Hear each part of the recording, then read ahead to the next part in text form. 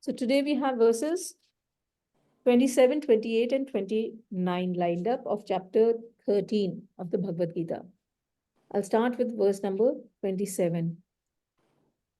Yavat sanjayate kinchit satvam sthavar jangamam क्षेत्र क्षेत्रज्ञ संयोगात् तद्विद्धि भरतर्षभा. So the verse translates to that whatever being or whosoever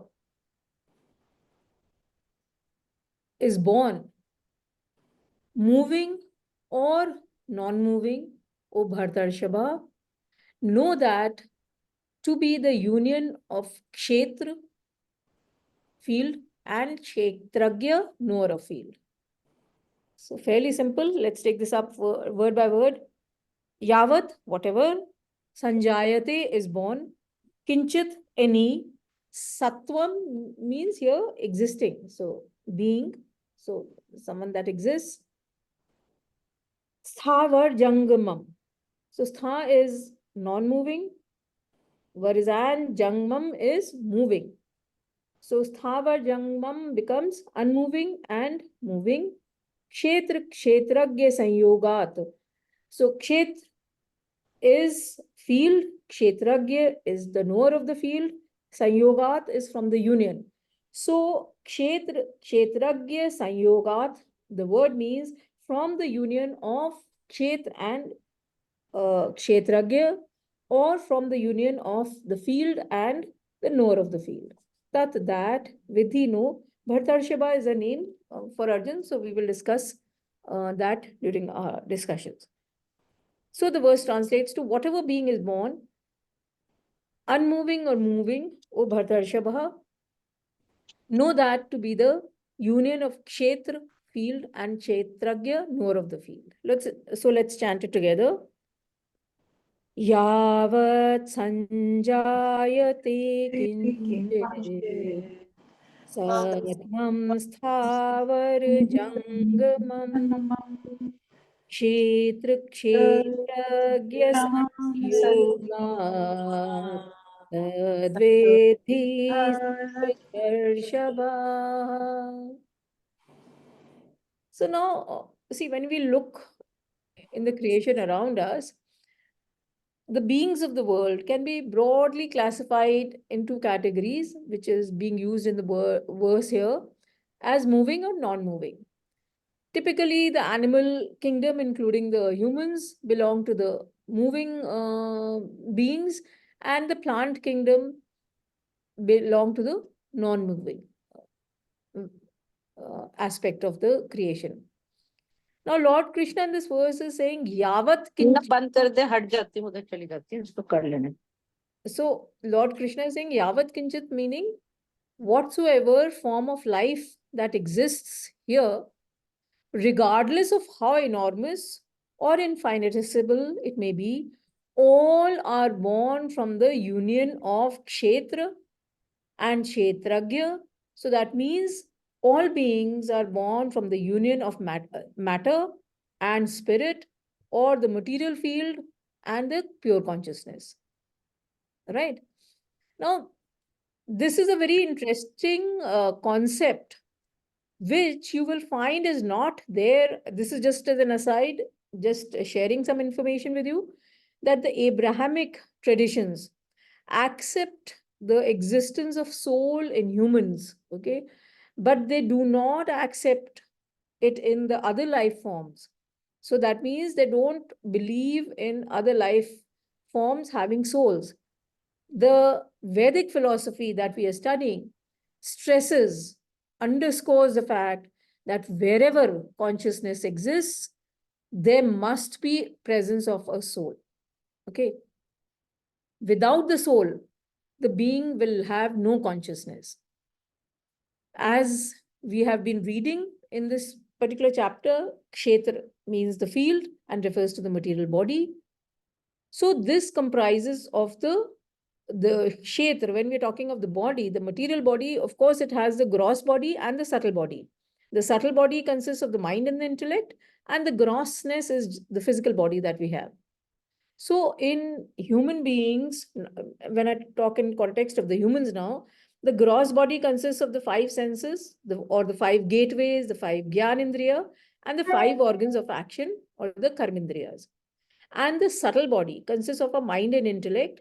Mind comprises of feelings and emotions, or emotes, and intellect discriminates. So it has the faculties of reasoning and judgment. Now, see, this is as far as the humans are concerned. Now, animals have a body and a mind, brain, brain, of course, but the mind, that means they feel emotions, they show their happiness and anger, and they also have primitive nature of intellect, and which is really not capable of reasoning and judgment. You can condition it, yes. So those of you who are science students would have heard of that Pavlovian conditioning, right? So at a particular, so when you ring a bell and then you serve food, the dog starts expecting that you can condition the dog to start expecting food when you ring a bell. So that was the conditioning that was studied. So, and also interestingly, as luck would have it, I was reading today's paper, and those of you who are interested, you can go through it. There is a research. This is Times of India I'm talking about. So, some scientist has done this research, I think University of Colorado, or some American university, and they have studied and discovered that the elephants actually communicate. That means they use names, actually, some form of calling, which identifies with a individual elephant in the herd of elephants that is moving around. And this I found very interesting today. Okay, so they have some mechanism by which so when that the she elephant is actually the leader of the pack. So when she calls out, in one case she's addressing the entire herd, and the entire herd will respond. They also discovered that in some particular instances, she would call out to a specific, the call would change, and then a particular individual elephant from the herd would respond to that call or come near the leader. Okay, so now this is interesting. And of course, it's just a study in its initial stages, and the sound is in the infrared zone. So we actually, the humans cannot really understand that sound. But the fact remains that there is so much we don't know. And we, of course, think of animals and plants being, inferior to us. So I guess even in my explanation, somewhere that would come out. So this is about the animals. Moving on to plants, on the other hand, till the 20th century, we believed that they only had a body. Okay.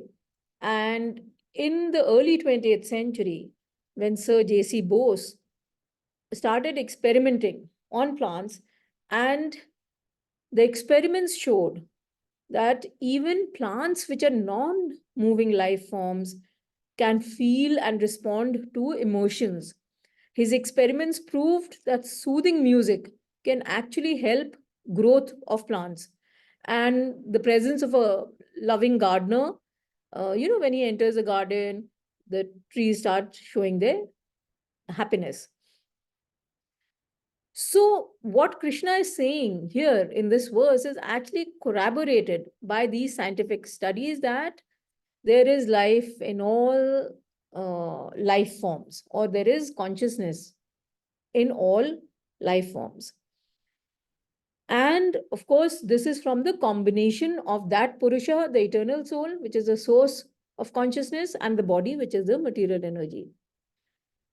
So, we should, when we look around us, we should actually function in the same manner or have a thought processes in the same manner as when you see a lighted bulb. When you see a lighted bulb, it is, you automatically know that there is a bulb, the matter, and there is a source of light which is enabling this physical bulb. So both the electricity and the bulb coexist when you see a lighted bulb. So similarly, when we see any being, even a plant, we should automatically, this should be internalized, that we are seeing a combination of both matter and consciousness, or both kshetra and kshetragya, right? Now, see, last time we were talking about this, and I said that kshetragya has really not been explained specifically. And from the 24th verse of this chapter, we are actually discussing Purush, the spirit, and Prakriti, matter. This is the concluding verse of this subsection. And here, instead of saying that Purush and Prakriti, Krishna is using the term Kshetra and Kshetragya. So that is interesting. Now, the combination, the first set of words, Purush and Prakriti, they are used in the Sankhya philosophy of reasoning in the Indian tradition. So we also have different philosophies, reasoning philosophies in our scriptures. So the first set, Purush and Prakriti, is used in the Sankhya philosophy, and the Kshetragya is used in the Vaisheshik philosophy.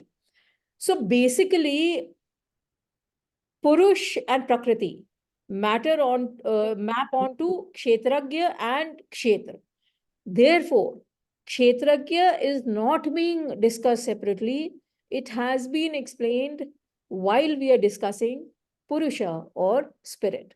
So that is one thing.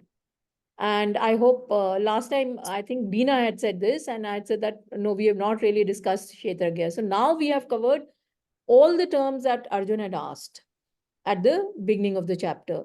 And Arjun is being referred to as Bhartarshabha in this verse, which means bull amongst the Bharat race, or bull in our tradition means the finest specimen. Why? Because bull is an example of great sacrifice. It works hard on meager food, which is just grass, which is growing anywhere. So you let the cattle graze in the fields. So giving, maximum work with minimum expense. Unlike most of us, we give minimum output with maximum inputs, or cost a lot, right? So Arjun was known for his selfless actions and work, and therefore he is being referred to as Bhartarshabha by Krishna in this verse. So with that, let's move on to the 28th verse. I will chant. Samam sarveshu bhuteshu तिष्ठन्तं परमेश्वरं विनाशस्य स्वविनश्यन्तं यः पश्यति स पश्यति. So the verse translates to one who sees the Supreme Lord abiding equally in all beings as the imperishable among the perishable, he sees. Let's take this up word by word. Samam, equally. Sarveshu, in all. Bhuteshu, in beings. Tishthantam, existing, seated. Basically, it means seated or existing. Parmeshwaram, Parameshwar. So, that Supreme Lord. Vinashyastu, Vinashya is something which is destructible, perishable. So, Vinashyastu becomes amongst the perishable. Avanashyantam, the imperishable. Yaha, who, Pashyanti, sees. Saha, he, Pashyati, sees. Right? Simple translation, he who sees the Supreme Lord abiding equally in all beings as the imperishable amongst the perishable, he sees. So let's chant it together. Samam sarveshu bhuteshu te chantam परमेश्वरं विनश्यस्तव्य विनश्यन्तं यः पश्यति स पश्यति. Hare Krishna. This is a beautiful verse, and not so far back in verse number 18, Lord Krishna had said that Brahman, that God, is seated in the hearts of all, right? So, what it had meant, and we had discussed it then, that the Supreme Lord, the essence, is the core of our personality, and it is seated in the hearts of all. All, we have to understand all beings, all plant kingdom, animals, now be it a unicellular organism, a plant, a bird, animal, human, all of them have that same Paramatman as the common factor. So that Paramatman is the common factor in all beings, trees, dogs, donkeys, man, monkeys, rosebush, gulmohar tree, amalthas, whatever it is, whatever you see, which is growing and which is living, that same enabling force is there. It is common to all beings. The wise person understands that Atman enables us and is the underlying principle in all the beings. In us, it helps the body to perceive, the mind to emote, and the intellect to think and reason. Without that enabling force or without God, our body, mind, and intellect remain inert. It is only when God passes through it, our faculties, equipments, that they start functioning. Therefore, God is being referred to as the Parameshwar, or the Supreme Lord of all beings. One thing, of course, we must not forget is that the God himself remains, does not act, actually, it just enables us. God has nothing to do with what we are doing, whether good or bad. So God enlivens us, but it itself is objective and not attached. So whatever actions that we perform with our equipments, God, other than enabling us, has nothing else to do with it. The quality of our actions, of course, depends upon what is the driving force for our actions? Vasanas. Vasanas and gunas, the amount of sattva, rajas, and tamas we have within us. So God remains And impartial. now we can also say the Gyan. Yeah, so that will translate. It'll help, let's say, remove or reduce the amount of tamas and convert it to either rajas or sattva, right? So Gyan will play that part. Okay. So God remains impartial, objective, and neutral in all beings. So it's like the electricity. The same 220 volts is flowing through all our equipment, electrical equipment. And so the same, when it passes through the air conditioning equipment, cools the environment, the same when it passes through a heater will warm up the place, right? So what the electrical equipment is doing with that 220 volt of electricity is not electricity's problem. It is the nature of the equipment. Or the same example, that of the fuel enabling the vehicles, fuel being the same, you go to the same petrol pump, whether you're driving a Mercedes or you're driving a two-wheeler, you go and have it filled at the same petrol pump.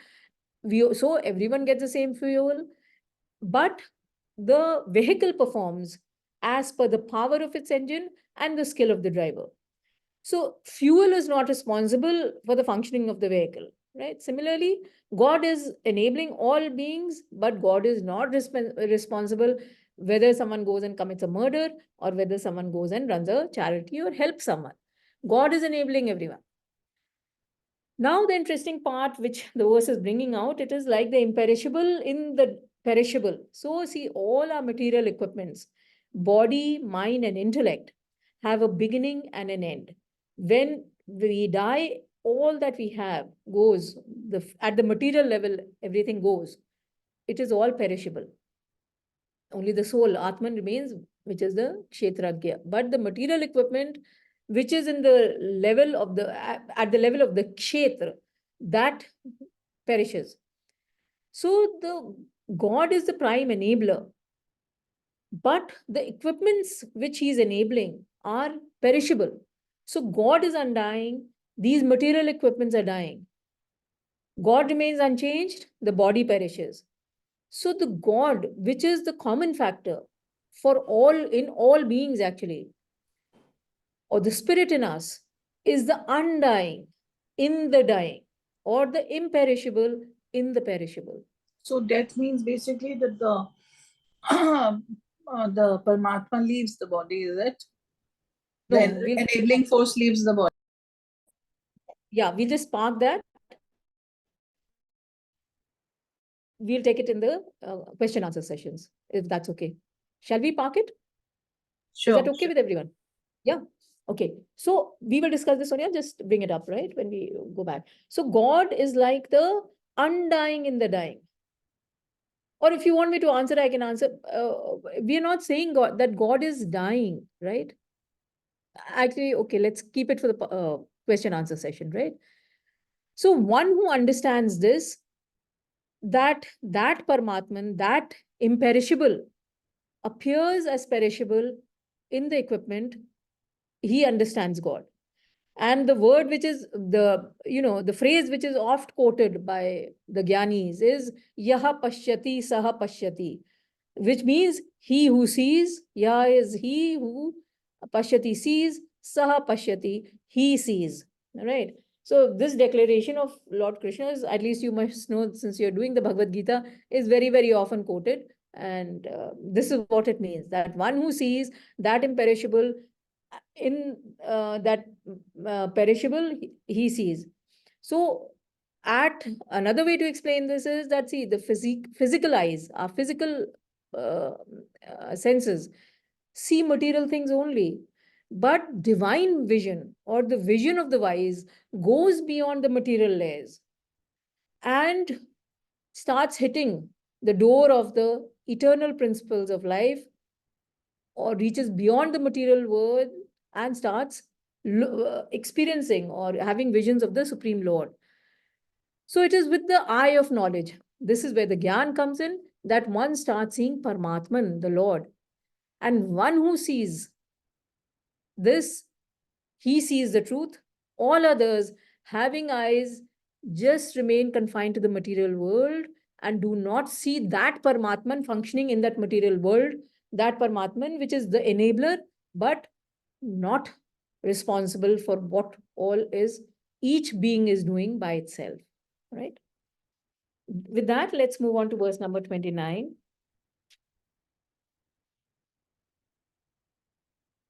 Samam pashyanihi sarvatra samvyavasthitamishwaram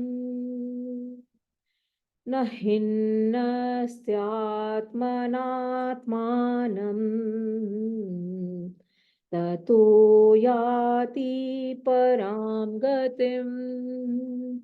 So the verse translates to, seeing indeed the same Lord dwelling equally everywhere, he does not destroy the self. The self, here self is capital S, which means God. By the self, the small s, the Jivatma, by himself or herself, he then reaches the Param Gatim, which is the supreme goal. Okay, let's take this up word by word. Samam, the same. Pashyan, seeing. He indeed, sarvatra, everywhere. Samvyasistham, is equally dwelling. Ishwaram, that Lord. Na, is not. Hinasti, is destroying or destroys. Atmana, by the Jivatma. Atmanam, God, that self. Tataha, then. Yati, goes. Param is supreme. Gatim is goal. So, seeing indeed the same Lord dwelling equally everywhere, he does not destroy the self. By the self, he then reaches the supreme goal. So let's chant it together. Samam pasya nihi sarva samvyavasthamai param Na hena syatmana tato yati param gatim. So now this is, I think, one of the most interesting verses. I mean, this chapter has a lot of interesting verses, and this is again belongs to that category of verses which is saying a lot actually. Now, three important words are occurring. All of them are occurring in the first line of the verse, and these are talking of the same or equality principle. Now, the words are samam, sarvatra, and samvyavasthitam. So these words are showing that God is the same, samam, in all beings, sarvatra, equally present, samvyastham, right? So the verse then goes on to say, the second line, that the wise person who realizes God in this way does not destroy God by by the Jivatma. So what is implied is that the ignorant man, the opposite of wise, the ignorant man is destroying the God or that God by identifying himself or herself with the body. Why is this happening? Because he's reducing that infinity to a finite being. He's reducing that imperishable to the dying, to a finite individual. Now, if you look around you, and again, we have been discussing this since the time we started the Bhagavad Gita, that when we look around us and see the creation in all the beings, it is only human beings who have a choice of action. All other creatures function according to their nature, as if they were pre-programmed. So in the spring season, they will go out looking for a mate, then they will be building nests, they will lay eggs. I'm talking of birds in particular. And, help the offspring, bring food. And once the bird grows up, they go away and go on. Dog will come to you for food, also would like to go out at particular times of the day to ease himself or herself. So they are pre-programmed. A tiger is a carnivore and will remain to be a carnivore. A cow is a herbivore will remain to be a herbivore. And even if there is a drought, the cow will not become a carnivore. Okay. So even in adverse circumstances, the beings would rather die. I mean, other than human beings, other beings would rather die than switch their mode of existence. Okay. Now, in human beings, therefore, this choice that comes before us at every step, at every thought, and every action is very, very important. And it is by exercising this choice that some of us, reach high states of perfection and others reach low levels of degradation, if I may say so. And as far back as chapter 4, okay, which was the Gyan Karma Sannyas Yoga, verse number 11, Lord Krishna had said that howsoever men approach me or humans approach me, so do I satisfy them. So whatever you want and you work towards, that is what you will get. Therefore, the onus is on us. What are we asking for? Because whatever we are asking for is what we are going to get, because that is where we are going to put our activities and actions and thoughts. That is what God will give us. And therefore, this choice, the two choices that appear before men is explained not only in Bhagavad Gita, but really explained in Upanishads. And there the Upanishads say that two paths come across the humans at every activity. The Shreya path, or which is the correct path, and the Priya path, which is the pleasant path. The Shreya path is the path which is the righteous path, which is the dharmic path. This path is unpleasant in the beginning because it calls for a lot of discipline, and you have to inculcate that discipline in yourself. So it involves a lot of self-effort. So it is unpleasant in the beginning, but turns nectarine later. The Priya path, where we work on the level of at the level of a mind, likes and dislikes. So it is very pleasant in the beginning because we don't have to put in any self-effort. We do what we like to do and we don't do what we don't like to do, whether we need to do it or not, right?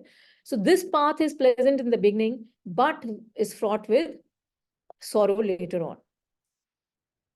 Now, what is coming out here when we're talking about the second line is actually saying that the Shreya path, the correct path, helps us realize God or that self, Paramatman, or the Godhood within us. Whereas the Priya path helps in destruction of the self. So by moving into the world, we are actually destroying the Paramatman, the Godhood within us. And the verse is calling it Hinasyatmana Manam, right? So how are we doing it? The ignorant man is destroying that God by identifying with the individual body. So what are we doing when we just, identify with the body? We are reducing that infinity to a finite individual, to a limited worldly goal, power, wealth, love interest, etc. This is spiritual suicide.